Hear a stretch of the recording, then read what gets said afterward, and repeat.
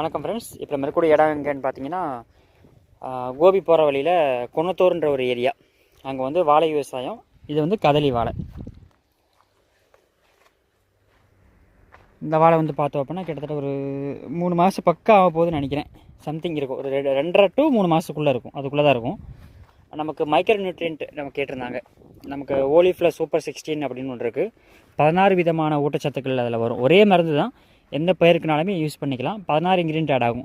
Cost வைஸ்ன்னு பார்த்தா கூட ரொம்ப கம்மி தான். ஒரு வாழைக்குன்றது சும்மா ₹1 கூட வராது. இப்போ பைசா கணக்கில் தான் வரும், அந்த செலவு கணக்கில் தான் வரும்.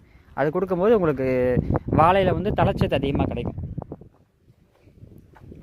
தழைச்சத்து வந்து அதிகமாக கிடைக்கும். போரானோட கண்டென்ட்டு, ஜிங்கு, அது போக மாலிப்டின்னு சொல்லுவாங்க. எல்லாமே டோட்டலாக ஒரு 16 இன்க்ரீடியன்ட், ஒரு பயிருக்கு தேவையான 16 விதமான இன்க்ரீடியண்ட்டும் டோட்டலாகவே ஆட் ஆகுது. காஸ்ட் வைஸும் ரொம்ப கம்மி. ஒரே ஒரு ஸ்ப்ரேயர் வந்து பார்த்தோம் அப்படின்னா இந்த வாழைக்காட்டுக்கு ஸ்ப்ரே அடிச்சு விட்ருக்கு. மொத்தம் ஒரு 5 டேங்க்கு என்னமோ 8 டேங்க் அடிச்சிருக்காங்கன்னு நினைக்கிறேன். ஒரு ஏக்கர் வருது, 8 டேங்க் அடிச்சிருக்காங்க. நம்ம ஒரு பாட்டில் வாங்கிட்டோம்னா 25 டேங்க் அடிக்கலாம். அடிச்சிட்டோம் அப்படின்னா உங்களுக்கு க்ரோத்து கிடைக்கும். ஓரளவுக்கு சொங்கி போயிருந்த வாழை கூட கொஞ்சம் எஞ்சி கொண்டு வர முடியும்னு வச்சுக்கங்களேன், அது பண்ணிக்கலாம். இந்த அளவுக்கு க்ரோத்தில் இருக்குது.